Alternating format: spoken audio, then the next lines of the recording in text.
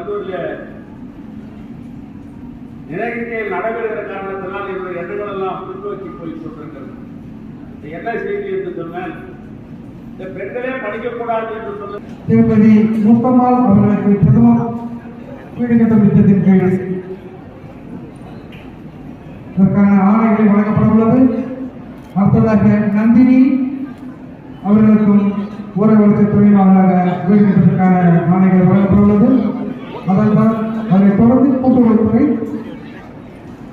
பீனஸ் மகளிர் தொடர்வதற்காக ரூபாய் 12 லட்சத்திற்கான குமார் அவர்களுக்கும் மக்களை தேடி மருத்துவ திட்டத்திற்கு மருந்து பட்டங்களை வழங்கப்படும்.